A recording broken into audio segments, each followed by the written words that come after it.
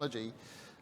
It's actually a real shame that yesterday I was here and my minister got to stride on stage to some pretty cool music, and he felt pretty pumped when he got on stage. I should have made a request beforehand for some music, right? I didn't get the music like Chris did.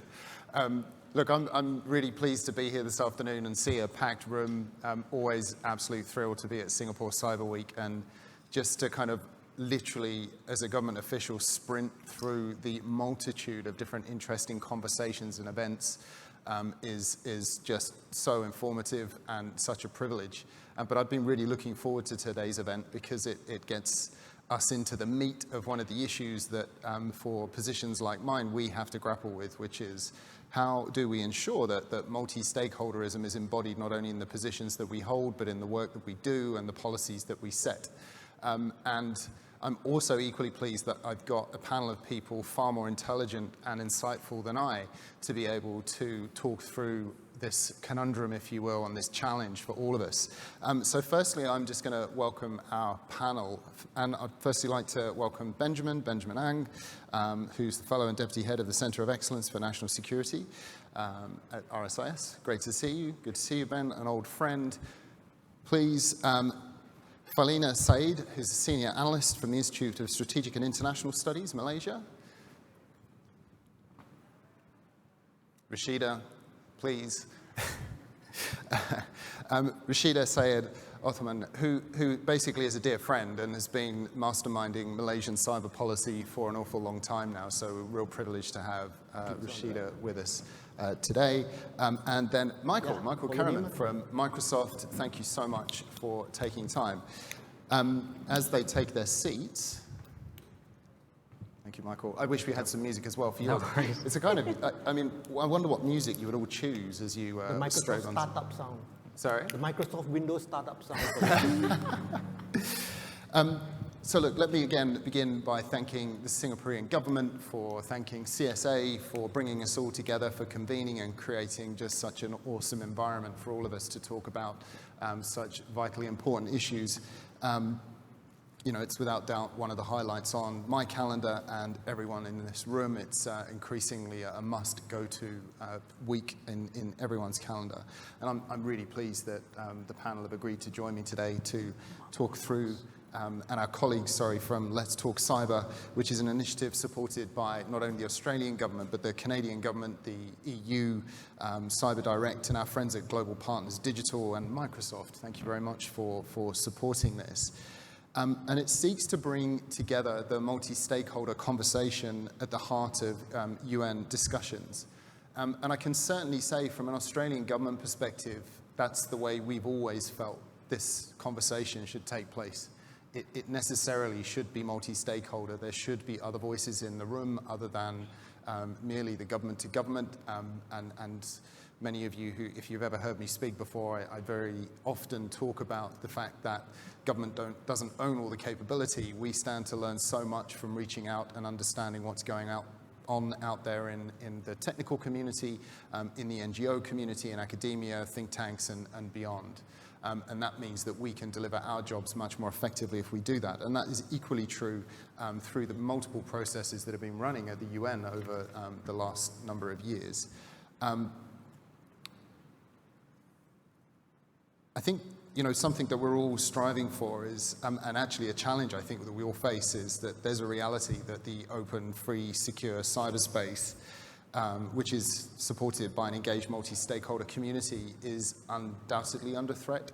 And I think that's something that we should all be concerned about.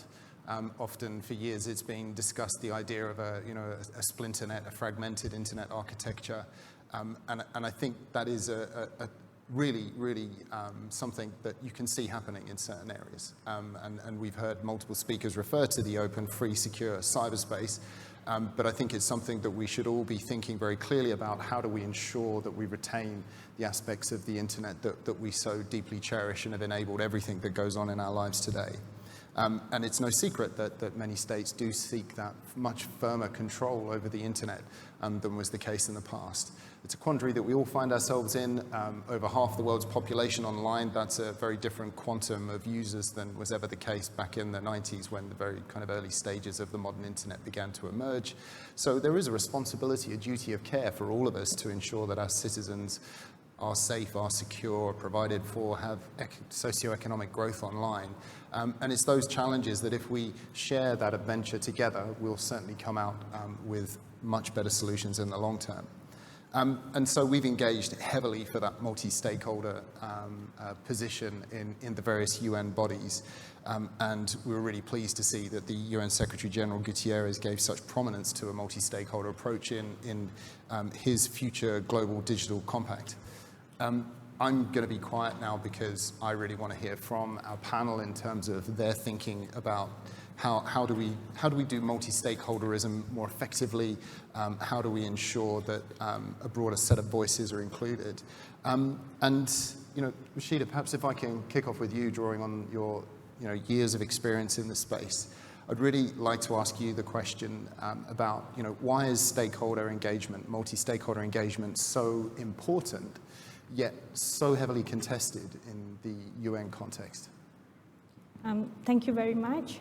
Thank you for having me here. I would like to start by, let us not go far. I mean, let's just start by referring what we have listened from yesterday to today. Commonality terms that we have repeatedly heard yesterday and this morning about trust and confidence in cyberspace. And earlier today, Toby, in the Ministry Roundtable, you mentioned about how trust is the bingo in cyberspace. So one is why, I will start by why do we need trust and confidence in cyberspace. One is trust and confidence reflects how you actually move as a country in terms of managing cybersecurity. And we also listened this morning about why we really need trust and confidence, because the fundamental value of we want to safeguard a shared digital future, which really interconnected. And one thing that we need to realize and accept it, that the characteristic of cyber environment itself was built with multi-stakeholder. And I am in the Women in Cyber program, so we always use the term of accidental diplomat. I've been doing cybersecurity at national level. So since the day when the National Security Council in Malaysia decided that cybersecurity is a national security issues somewhere in 2004 and 2005, and when we start to embark in developing the National Cyber Crisis Management Plan in 2008, we know that we cannot start by just discussing among the ministries in the government. It does not work that way. We need to go outside and really talk with the academia, what is happening out there. And we also engage with the private sector. And it was a year plan that I was really junior, that I witnessed the experience, and it was a very painful journey for me to understand and connect it, how actually cyber environment in Malaysia works. But eventually, with the engagement of a year from the day one that we did with private sector, with academia, the validations of our National Cyber Crisis Management Plan since 2008, with the 10 critical national information infrastructure, really materialized into the first national cyber drill, and it is being done repeatedly. So coming from a national agency, we saw the works that it is important to include most of your stakeholder, if not all, that have a stake, that actually have expertise, that actually can change the environment. So when the discussions at the UN elevated into something about the roles of multi-stakeholder, I myself, in a learning experience of how these things should shape, because cyber diplomacy is a little bit different and different subject for me. But all in all, if you want to talk to the people that actually do cybersecurity, it always an element of whether cybersecurity at national level is a technical issue, whether it is a policy issue, and as a country, you also need to uphold the international peace and security. There are multi-stakeholder there. There are people who understand that technical is cybersecurity, but all of us needs to understand that in order for us to have, for example, in the discussion in the OEWG, we are talking about risk assessment, we are talking about having situational awareness. Only technology can actually facilitate what we have in terms of elevating situational awareness. And also in terms of ensuring and understanding how law enforcement agencies do that in a different region, different countries. The conversations needs to be there. There are different stakeholders as well.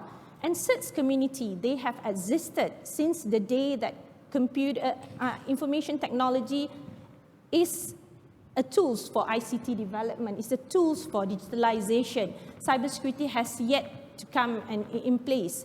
So it is a support thing. It is, so they are there that actually do computer incidents response in order to facilitate, in order to make sure that the technology move.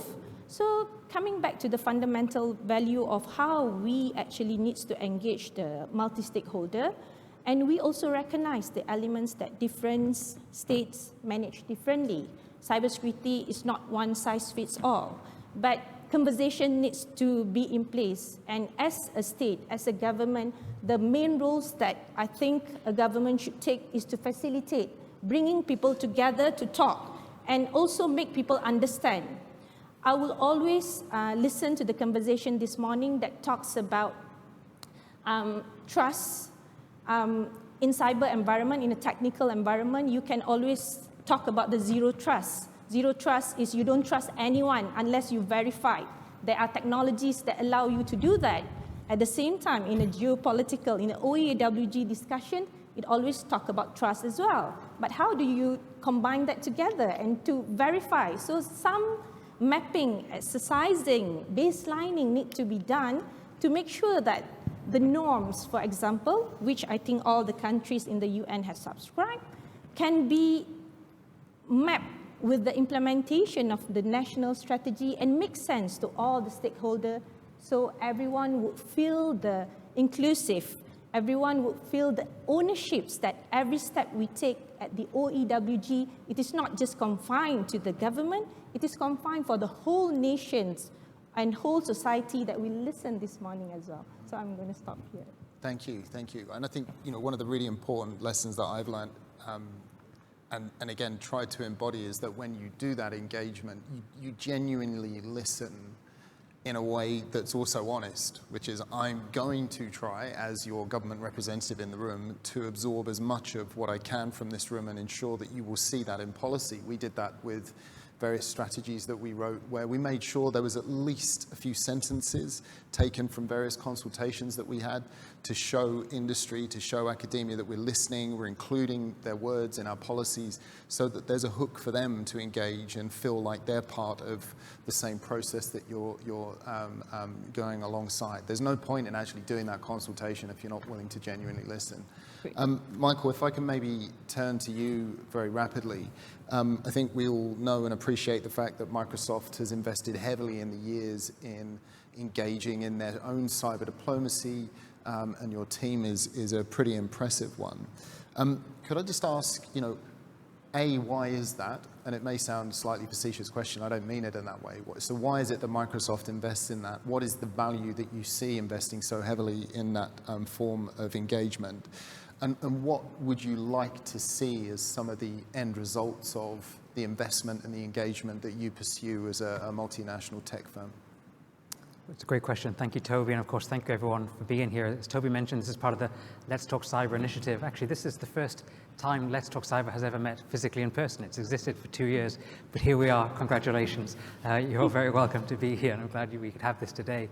In terms of the question, actually, I think Rashida laid it out very, very well. Really, the argument for why a company like Microsoft should take these conversations very seriously. If we look big picture, I'll kind of zoom out for a moment.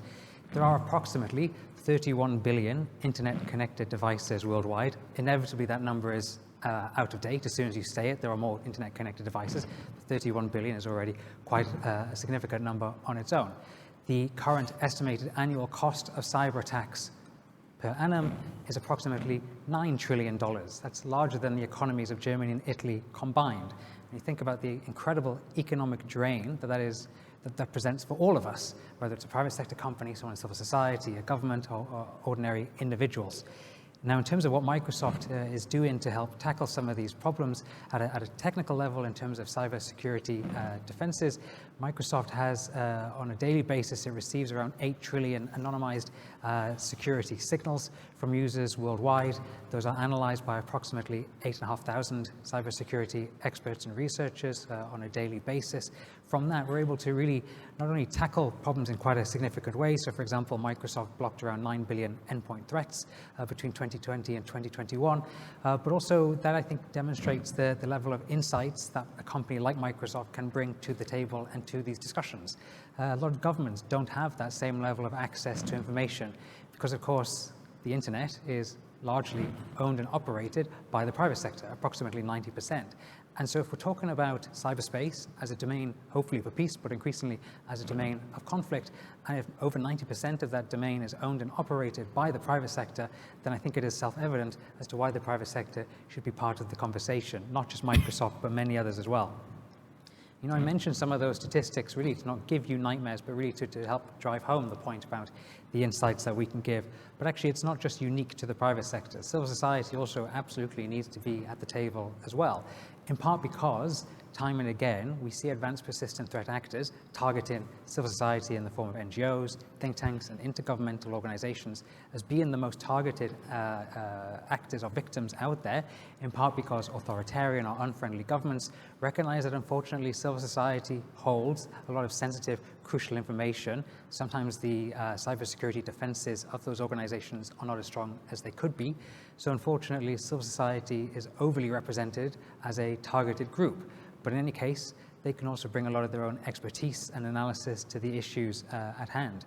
It is not unusual, it is not controversial, I think, to have the private sector and civil society participating in different UN fora or different UN or other multilateral processes. We see this all the time in peacekeeping and peace building, in human rights and in the SDGs, and so it should not be controversial here in cybersecurity or UN cyber dialogues. But also I think there's value in defining for a moment what it means to have a bit of multi-stakeholder participation from the private sector.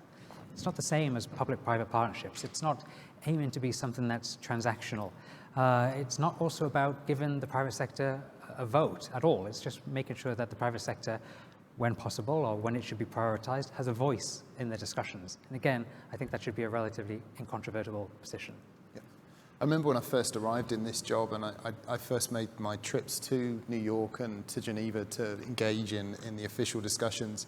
And as I was new to it in the cyber sense, I mean, I'd done plenty of work in the ASEAN Regional Forum. The thing that I scratched my head about was I remember attending Biological Weapons Convention protocol meetings back in the very early 2000s, late 90s, where NGOs, industry would very regularly do briefings to the countries gathered, and it seemed confusing to me that there wasn't the same kind of structure. So I'm glad that we've got to a place now where that seems much more accepted as part of it, even though we'll get on to the fact that it's still contested by some. I was interested again, perhaps Farlina, you could, just from your perspective, how do you look at that multi-stakeholder engagement piece, and how do you think we can do that better as governments and as think tanks and industry?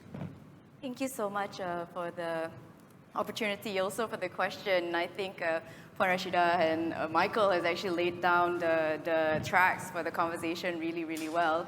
That I suppose my contribution is perhaps from trying to actually contextualize and understand multi-stakeholder engagement, and even when we're taking a look at how the power structure of multi-stakeholder engagement actually works.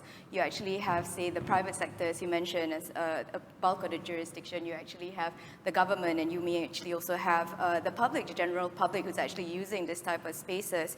And when you actually take a look at this type of environment, the power dimension actually indicates that each of these sectors should actually be able to hold each other accountable.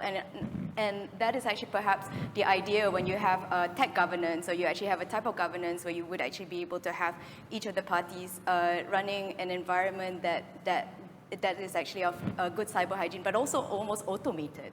I think, so with that in mind, I suppose the question would be, what are we actually looking at when we are looking at multi-stakeholder engagement? What are the strengths and what can actually be leveraged by each of the parties? And even when we're actually taking a look at some of the offerings, for instance, one would actually be you'd be able to pool resources, you would actually be able to build capacities for citizens, lobby actually policy changes, because certain aspects of cyber, when you're actually talking about digital rights or even things like privacy, that would actually, you would actually have different stakeholders beholden to different things. So in that sense, when you actually have all these stakeholders actually crossing jurisdictions, being able to have good interoperable and harmonized principles, for instance, would be useful. So back to the question, I suppose, about what are we actually looking at when we're actually looking at multi-stakeholder engagements and the offerings that can actually perhaps be done, even when we're actually thinking about capacity, so confidence building measures or capacity building, which is actually based on what some of the conversations that's happening in the UN. Where we're thinking about transparency, and then that actually goes to what Puan Rashida was actually mentioning about information sharing, when we're actually taking a look at clarity. And I think some parts of transparency is technical, but some parts of it can actually also be geopolitical. And I think that's where some of the engagements you would actually, you need to widen and broaden the stakeholders. So you do actually have the private sector, you might actually have the government, you actually have different players like the academia or think tankers, and these are actually some places where there would actually be those type of engagements. You can actually also have idea generation when it comes to confidence building measures. So these would actually take a look at how you can actually stifle some of the conflicts and seek new ways or new channels based on some of the examples that you actually mentioned, Your Excellency. So even when you're actually taking a look at capacity building, you can actually identify certain things, bridging the digital divide, for instance. That would actually require you would actually need awareness, if we're actually looking at it from a cybersecurity perspective, bridging the digital divide for cybersecurity, awareness from society, dissemination of information, and that is actually quite a resource-draining endeavor if you're actually just looking at the government actually having to engage with every single person in society. So these are just some ideas. I do hope that actually answers the question somewhat. Yeah. Absolutely. Let's get Benjamin into the fray. Benjamin, I wonder if you could give us some thoughts on recent activities at the Open-Ended Working Group. We're into our second session, and our wonderful Singaporean chair, Ambassador Gafoor, spent the majority of his first year of this Open-Ended Working Group debating and managing the modalities of multi-stakeholder engagement. And I just think, I want to ask you the question, why do you think that engagement is both so crucial that it should be debated for that long, and many of us pushed so hard for that to be included, yet so contested when it comes to that discussion that's taking place at the Open-Ended Working Group? Thanks, Toby, for throwing that question to me. And of course, thanks to CSA for inviting all of us onto this panel. It's a great joy to be here. So this, based on what we saw when we were at the OEWG this year, and let's talk about the elephant in the room, there were a number of the multi-stakeholder entities that were vetoed. They weren't given the accreditation to appear at the OEWG meeting. And if we look at the pattern, it would be that they were stakeholders that tended to be critical of perhaps certain countries who would have been the ones to veto them. And when we did have the informal session where these vetoed entities were able to appear on video conference, they did raise the disappointment that they had been vetoed and therefore excluded. So that is something that happens, that some of the stakeholders, whether it's civil society, whether it's academic whether it's think tanks who have been critical of certain governments would be on the, say, the wrong side of those governments. Even a big tech company like Microsoft, who has recently taken certain steps to protect certain countries in certain conflicts, would also have found themselves on the wrong side of a veto. So is this right? Is this wrong? It is what it is. And it also brings to mind that there are many countries in the world where the governments don't necessarily have a great relationship with civil society or even academia, where there may not be that level of trust, or because civil society has been calling out the government on human rights issues or on any number of matters. So that creates that not a universal kind of experience for what the government relationships with stakeholders can be. At least I'm happy to say we've got a good relationship with the governments here, and Malaysia has good relationship among the civil society, academia and the governments, but that's not the case in many countries in the world.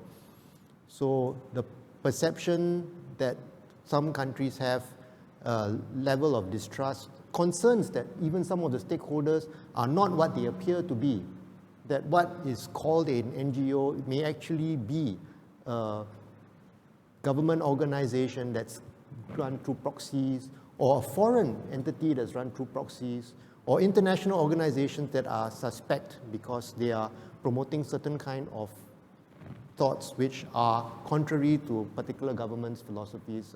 I can see a lot of reasons why the stakeholders are not welcome at something like the UN. Certainly a complex beast, that's for sure. You opened up the kind of, not quite Pandora's box, I'll run it down to the Pandora's box side. I mean, obviously this is mainly directed at Michael, but I'm interested in other panelists' views. I've got my own views as well. To what extent should industry be involved in that attribution part of the equation? Obviously, Microsoft have done a huge amount in attributing various activities, as have other industry partners. What role should industry have in that sense, vis-a-vis government and industry working together, or doing this separately? So in many ways, Toby, actually, I think the question is not just what should industry be doing, but as you touched upon there, what should industry, civil society, and government be doing together? Because in principle, credible public attribution of cyber attacks could be, an effective form of deterrence. And actually, there have been great strides made in recent times with regards to speed and coordination of public deterrence. But actually, there's a lot more that could be done, because in the absence of that, if you have attribution which is perhaps not timely or lacks coordination, then actually you're really minimizing the amount of impact that can be had with like-minded governments, like-minded civil society and private sector, as well as the general public, in terms of them understanding what attribution should mean and the actual import of attribution. So then there's the sort of question of, well, what does good attribution look like? And I think there are a number of factors. And again, there's a role here for the private sector as well as government and civil society. So firstly, speed is important. If you dial back the clock 5 years ago to the NotPetya attack, it actually took 8 months until the US government publicly attributed that, which is a pretty long time frame. More recently, in the Iranian attacks against Albania, there was actually much quicker attribution. So that's an example of where we're seeing a bit of progress. But again, there's more that could be done here. So for example, I think transparency is very important, transparency of the sources and methods used to identify who is the threat actor undertaking these cyber attacks. And sometimes that transparency might actually need to be provided retrospectively if you can't actually divulge too much information up front as to the sources and methods. So again, you can return to that and provide more transparency in due course. But also transparency in terms of consequences. When you're doing this attribution, you have to go beyond just saying actor X is undertaking activity Y. You should also talk about, well, what are the norms that are being harmed by this, and what are the possible proportionate, non-escalatory consequences that might occur as a result of these cyber attacks. There's also then the very specific role that governments can play with regards to industry In some settings, it would be very appropriate for governments and industry to have coordinated or semi-coordinated attribution statements coming out at the same time, saying similar things if they have similar things to be said. I think one possible recommendation there is perhaps some governments could look to have a sort of point of contact, a POC, who could coordinate among the private sector when there are opportunities to provide appropriate coordinated, semi-coordinated public attribution. And again, there's very much a role for civil society here. We should look to leverage civil society. Very much to Farleena's point, the role that civil society plays in holding the states and also private sector to account, but also the technical expertise, the moral authority that civil society has in helping people understand what actually is the nature and impact of cyber attacks, when they are also to provide some analysis or insight into attribution as well. Hopefully we are trending in that direction, but there's definitely more that could be done. What do the other panelists think about that? What should the role of industry be in attribution processes and that broader deterrence mix? You fancy it, Farleena or Benjamin? One of the limitations of civil society is the intelligence, and not in terms of brain power, but in terms of intel, in knowledge, and the evidence that we would have that would be necessary to conduct something like this. And an entity like Microsoft, who has all the telemetry and all the different endpoints and the servers, would be in a good position to give some good concrete evidence of this. And of course, from the academia side, we could support with some sharing of ideas, but really the evidence lies with the... If I can just build on that, sorry, just Farleena, before you then come in, I think that does speak to the role of funding as well. Of course, civil society already very stretched with its resources, and we've seen some like the Citizen Lab at University of Toronto and the Cyberpeace Institute and their cyber incident tracker, which have benefited from third-party funding, which can actually come from government or the private sector. Of course, funding, of course, is essential in making sure that civil society can play its role in attribution as well. Agreed. I think I was actually just going to play a minor devil's advocate, which I wasn't sure whether You're here to hold us accountable, remember? Yes, holding people accountable, holding systems accountable. So something that's actually always interesting when we actually think about attribution, and it's great they actually use the word credible attribution, because if you're actually to have a system where you actually do get a lot of, imagine an environment where you actually do not have the rules of engagement, or there is actually no set agreement on the mechanisms of the international humanitarian law and all these types of areas of conflict, and you actually have people actually pointing fingers to each other, and you actually have the private sector pointing fingers to each other, and that actually means the environment can actually become very murky, and that actually loses the transparency you're actually trying to get at. So I think that is actually one area that would have, but that actually also points to the fact that you actually do have to solve to ensure the national law, because then that would actually provide the transparency, the mechanism that you actually need as a roadmap. But, and the role for international organizations. In an ideal world, you would see an actor like the United Nations Department for Peacebuilding and Political Affairs, which actually does do attribution in other areas of security. They say nation state has undertaken certain activities which are in contravention of international law. If it comes from the United Nations, that takes away some of that question mark as to whether or not it is a credible attribution or not. So in an ideal world, we could see, I would hope in due course, organizations like the United Nations being a very important source of attribution. One thing, if I can also add, that I think that is why the capacity building is the fundamental element in the framework of responsible state behavior. I'm not going to say more about public attribution yet. I'm going to say about the attribution itself. In order for a state to be confident in terms of doing attributions, they need to have the capacity and capability. So I think that is why in the OEWG discussions, even in the first round and now this is the second OEWG, the elements of cybersecurity, the element of capacity building is really, really important in terms of making these things integrated. So it is very important for our state to have a confidence. They really confidence, not relying to other states, they actually confidence in terms of coordinating, having evidence that actually can associate them to do attributions, and later unpack what are the processes in order for them to do the next necessary item. That is one. And secondly, I also want to pick up, I know this is not about attributions, but about the interoperable. I know that in the discussion we talk about interoperable. But one of the things that actually keep on repeatedly come from the private sector, the critical national information infrastructure, is regarding how actually governments can do more in terms of managing interoperable element. For example, in managing cybersecurity, you need to have an interoperable elements of your software and hardware to allow third party to be in. For example, if you want to do an effective cybersecurity solution, you need to have a mixture of solutions, so you are not solely depending on one particular solutions or one particular product.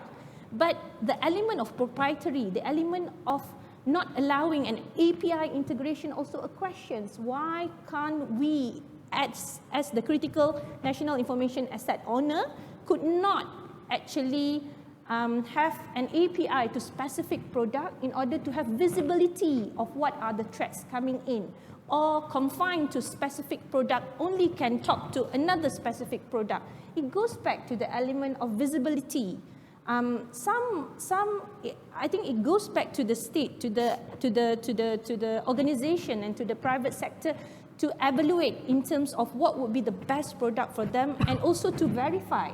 The element verify can only comes in from the third party or from another additional people that can evaluate the elements of our product. So this discussion actually happens at national level, that we need to communicate to the stakeholders, and the element at the UN also, I believe, need to recognize that interoperable is also means that the technology needs to be able to connect it.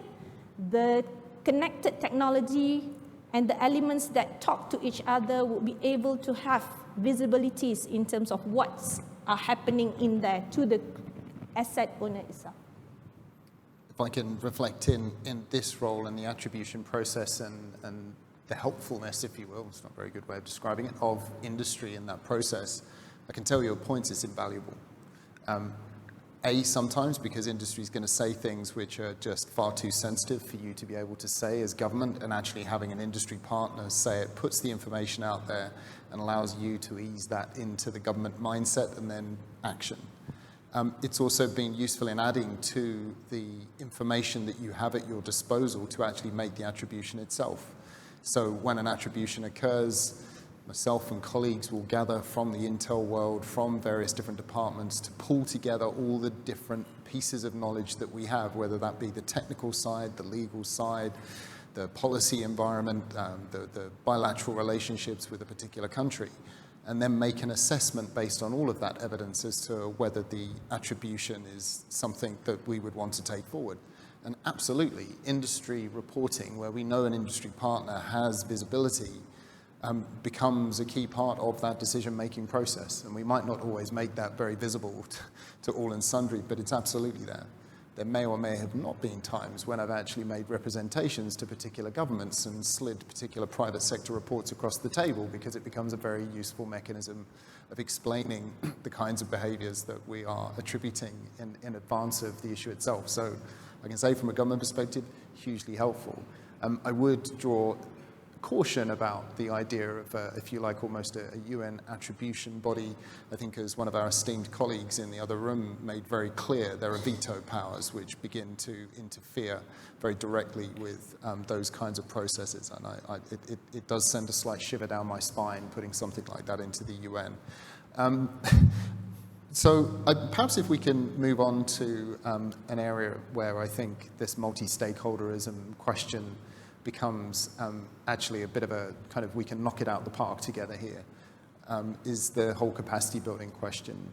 And I would be keen on views actually from our colleagues in the think tank world and academia about how can we more effectively extend our reach. I know the obvious person to reach out to is Michael at Microsoft, right? But I think I'm interested from an academic point of view, how best do we extend our reach as governments? How do we collaborate better to deliver more effective capacity building with trust and confidence? And what areas do you think are ripe for consideration? Okay. Well, some things that work well for capacity building is regular communication and working together on projects of capacity building so that the multi-stakeholder community is also brought on board with what's happening.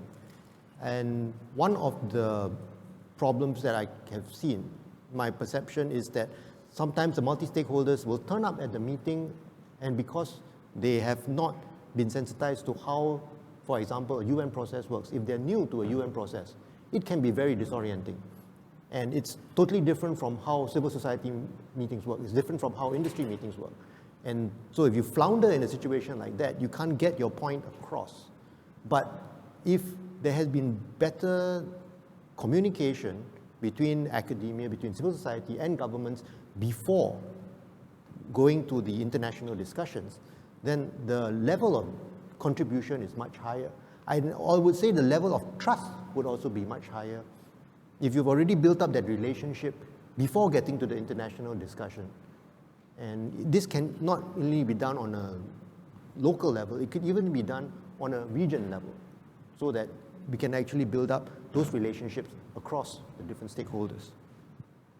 Alina, did you want to add to that? Yeah, so I think different countries would actually have different makeup when it comes to stakeholders. That means like even private sector, NGOs. Also, you may actually have different challenges when you're actually looking at the types of issues you're facing. So even when you're actually taking a look at emerging threats or the emerging threat landscape, you may actually encounter different types of issues that you may actually require, you think is essential. And I think the question about effective engagement is a very interesting one. And always it goes back to, I think it's mentioned, communication and platforms. So in what we've actually been trying to do in our institute is we've actually been trying to converse with the civil society on digital rights. So digital rights issues will actually take a look at things from privacy, but also it would actually try to talk about access to now question number one is what is digital rights? And then you would actually encounter a plethora of different definitions of what people would actually think is actually digital rights or what they would actually want for themselves in their own country. And I think that's where we came up with a host of issues, all the way from security to protecting women online. And then we actually would ask, so who are the available civil society organizations? Because you're actually looking at advocacy, you're looking at awareness, because some of these ideas actually have to be fermented in the grassroots so that you can actually lobby the political sectors, so that you ensure that your politicians or your decision makers would always consistently be beholden and accountable. So you're actually trying to develop and grow the system. So even when you're actually taking a look at society, so Malaysia is actually modernizing. We do have like more than 90% of people online, but how much would they actually understand when you actually ask them about digital rights? How much would they actually understand about privacy? So even when we're actually looking at systems like that, you have to start with awareness, then capacity building, training the trainers. So then you might actually encounter all the UN norms, for instance, because the cyber norms would actually not be effective. You actually don't have engagement all the way to the grassroots. So this is actually one of the effective engagement would be, the gaps is actually definitely in terms of communication throughout the cycle. You would actually need your private sector, you need your government, you need your civil society. You need civil society members who are actually capable of conversing in the same language. And I think in different cultures, you actually may have different types of approaches to civil society. Perhaps, as Ben actually mentioned, certain civil societies may actually not even identify themselves as completely non-governmental. Perhaps they're actually government-funded. And that might actually just be a characteristic of their civil society. We can't actually say anything about that. So just some perspectives. I think communication and platform to communicate would actually be the first step when it comes to actually getting consistent communication. Yes, that would be the third thing. Yeah, Michael, perhaps I can finally turn to you on the capacity building question. How do we do this at scale? We're all as nations convinced that capacity building is good. We are all as nations, pushing ahead. It's been a great way, incidentally, for Australia to embody that multi-stakeholderism. We have a community of about 50-odd different organizations, companies that have and they really are a community who have that sense of mission of trying to assist our regional partners build their cybersecurity capability and societal resilience to some of the issues that we all face. How do we do that at scale and take it to the next level? So I'll just give a very brief answer so that there's definitely time for audience Q&A. Obviously, I wish there was a magic wand in answer to your question, Toby. Sadly, there isn't. But obviously, there are others who we can point to. I'm looking at colleagues from the GFCE, of course, the Global Forum for Cyber Expertise, and the great conference that's in the work for 2023, which will hopefully shed a lot of light on what more could be done in capacity building for cybersecurity. And of course, encourage everyone to pay a lot of attention to that.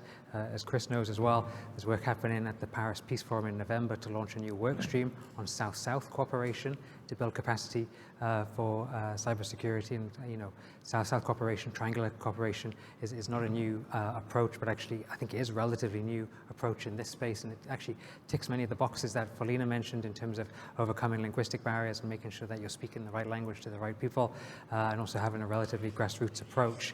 There's also still a lot of work that needs to be done, I think, with low and middle income countries to help them better understand why even engage in this in the first place, to better understand the relationship between low and middle income economies and economic resilience on the one hand, cyber resilience on the other.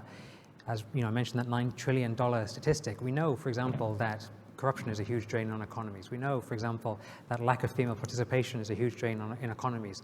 And we see progress being made there, but yet it doesn't seem to be fully recognized that the cost of cyber weakness is also so significant and often much higher than the investment that could be made with regards to cybersecurity. So there is a lot of capacity building that actually needs to be done on just even selling a compelling argument in this space as well. So Michael, thank you for reminding me. I'm being, unfortunately, a bit dictatorial. I've been asking all the questions and I'm not being multi-stakeholder and including the room. God, I'm not embodying it at all. Can we, anyone and everyone who would like to ask a question, we have about 10 minutes left. Please, if you put your hand up, we hopefully can have a microphone that will arrive very quickly at your table. I see, just here, please. And if you could give us an idea of who you might direct your question to as well. I think it's generally for everyone, but cybersecurity in many ways, when you look at it at a national level, is a national security issue. And so national security issues typically are not multi-stakeholder kind of questions. It becomes very much something that it's a very top-down, government-driven approach. So given that, I'm just wondering what the panel thinks about how do you balance that aspect of what becomes fundamentally a national security question around some of these broader issues, which may involve, digital rights, civil societies, things like that. How does the panel see that shaking out? Who would like to start? I guess I can. Please, Felina. Take a crack at it. So some of the activities that we've actually had the opportunity of working with is with ASPI, the Australia Strategic Policy Institute, when it comes to mapping out cyber norms, for instance. So when you're actually trying to take a look at, so cybersecurity is a technical problem until you actually realize that the cyber norms actually talks about many areas, inclusive of which actually it boils down to things like cyber hygiene. You would actually require certain capacities in society to be able to manage themselves online. And I think even if you're actually looking at diplomatic areas, you're actually looking at developing certain types of principles. So even when you're actually looking at how governments, or no, not even aside from governments and technology companies actually manage data, you would actually want it to be at a level that's competent and actually ensures that your information is kept safe. And in that sense, balancing that approaching forward. So certainly if we're actually taking a look at certain, that there are actually definitely hard lines when you're actually looking at stakeholders. So you have many stakeholders. So capacity building and digital divides would actually it could actually involve various stakeholders on board. But if you're actually taking a look at certain national security issues, then definitely there will be people with a specific technical expertise for it. So if you're looking at confidence building measures, information, threat information sharing, that actually belongs to specific communities. And I think identifying the stakeholders at hand would actually allow you to map out the resources that you actually do have, because the talent and your funding is actually the resources that you need as a state. I would actually imagine you actually need to galvanize everyone to actually ensure that you can build the awareness that people would actually have the necessary levels of security, cyber hygiene, that you would actually be able to even converse across borders when you're actually looking at multinational companies, because multinational companies will actually have to be beholden to their constituencies, and those are actually your users. So sometimes it actually takes a look at those type of different types of power structures to actually ensure that you advance some of these ideas forward. So I hope that actually answers it somewhat. Yeah. Turn it over. Rashida, can I bring you in? Because I think for government, this is one of the eternal questions, right? You know, this is something that has existed in the most classified lockup rooms and servers anywhere on the planet. How do you see this equation working? I think one thing that the government of Malaysia has indicated in terms of national security per se as a whole, not only confined to cybersecurity, and also when the government of Malaysia made the defense white paper, we actually recognized the elements of comprehensive security. And right now, the National Security Council is doing community-based security to be exact. So hearing that coming from the National Security Council itself, regarding how important the community-based security at national level, it already indicated there are elements at national security that have other peoples that contribute to that as holistically. So what Farlina was saying is, just now you said that cybersecurity is technological problem to some extent, but I would say that cybersecurity is a business problem with technology solutions. So it always goes to the process and procedures. And we heard, I think all of you have heard about this. We heard this morning as well about the people, process, and technology. The elements of people is the most important things. And what we are talking today is about communications. And one most important thing that I think we have yet to highlight it is managing the expectations. Because there's so many people involved at national, at regional, and international level. The common understanding of managing what the expectations of the stakeholder that we engage with and what we will receive. So managing the expectations will reflect and actually indicate what will be our next step, what will be our next action item, as well as whether the engagement or the expectations that we do can actually provide deliverables that can be a good outcome or something that might need to revisit and relook back. Benjamin? And I agree with many of the things that Farlina and Rashida have said. Okay. And also that cybersecurity, while certain aspects of it are national security, is not the whole story, because there are cybersecurity developed out of cyberspace, which was not completely built by states. Unlike in the physical world, when national security is something which is in the purview of the state, which has the military and the law enforcement, in cyberspace, there are many stakeholders involved, as we have mentioned. So everybody needs to have some input into how this is going to be managed because of the impact it's going to have on everybody. And I'll shout out to our organizers, Cybersecurity Agency of Singapore, for having published the Singapore Cybersecurity Strategy, which also states that besides protecting critical infrastructure, the second part is enabling a secure cyberspace, and having published a Safer Cyberspace Master Plan where every part of society has a role to play in cybersecurity. Toby, if I can share one thing that actually reflect the stakeholder engagement when we do the ASEAN Regional Forum point of contacts. I mean, Malaysia and Australia did that under the ASEAN Regional Forum. It took us 6 years to come to a conclusions, but the final discussions that really having a conclusions with regards to that point of contact was the discussion whether we should start by having a proper, simple form, or we need to develop the process and procedure.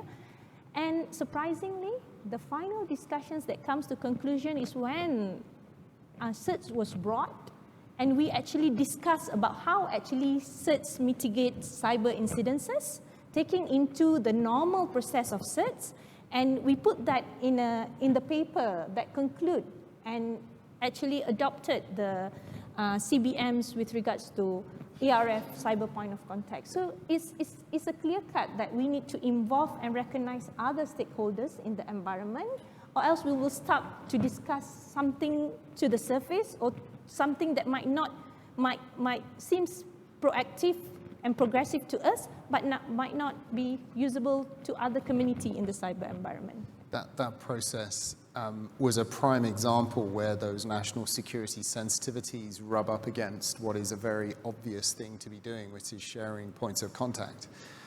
The fact that it took us 6 years was a bit regrettable, I would say, and certainly not our fault. It was certain countries had objections on the basis of national security sensitivities. So it was disappointing on that front. But I think one of the ways in which you pitch the whole cybersecurity or cyber resilience discussion is that this isn't just about national security. Cybersecurity is an enabler of your entire economy and everything you do as societies. Therefore, if you create policy which is very narrowly focused on a national security outcome, well, that's all you'll get. And you'll lose, I would say, 80% of where the solution space and requirement actually is. And that's certainly something that we've followed in the work that we've done in Australia. And another important part of it is bringing this out of the shadows, because it has traditionally been in that very secretive world. How do you create more transparency and make this a more an easier conversation to engage with if you're not within those very classified circles? Because unless it comes out of that environment, then we will only lose out. Now, almost ticked out of time, but what I would ask the panel to do is, in a very succinct way, just give everyone a takeaway of where does multi-stakeholderism go from here, i.e. in terms of how do we do it better. And I'm going to start with Michael and run back. Sorry, Michael, I know it's always hard when you're asked first on these kinds of questions, but what's the first thing that comes to mind? Yeah, I was hoping you'd ask everyone else first, and I could just say what they said. Again, there's probably not one answer, but there are many, many different ways of doing multi-stakeholderism, as we were chatting about outside for this session. It doesn't always have to be as formalized as it possibly could be in the OEWG, for example. It can be a case of convening discussions like this, working groups, meetings, conferences, seminars, having joint activities towards working, to create a white paper or compendium, just other examples like that. Probably go next. So I think some parts of multi-stakeholderism that has not actually progressed is a lot because of digital awareness and the digital transformation process that's actually still undergoing. So in that sense, it would and should actually be on a positive track when it comes to development, but it will actually have a ceiling and it will actually have a limit, and that's where you actually have to break through with the political impetus. So. Benjamin. I give 3 C's for the states to work together with the stakeholders. More communication, more collaboration, more capacity building. Thank you. I would say that we always talk about, common phrase in cybersecurity is cyber attack or cybersecurity incidences is not a matter of ifs, is a matter of when. And for the stakeholder, I think is a matter of when and how to successfully engage. So we need to identify that. Well, look, all that remains for me to say is thank you to our panelists. Thank you, Michael. Thank you, Farlina. Thank you, Benjamin. Thank you, Rashida, as ever. And thank you to you in the audience for coming along and listening to what has been a fascinating discussion. I've certainly taken some thinking away that I'll bring back into government during the next few months. I also want to thank Microsoft for supporting this initiative, Global Partners Digital, Canada, EU Cyber Direct, and all our colleagues at Let'sTalkCyber, a really worthwhile initiative. We're really proud to be a supporter as well. Thank you all for engaging and spending time with us today. We wish you well with the rest of Singapore Cyber Week. Thank you very much, and see you soon. Thank you. Thanks, guys. Thank you.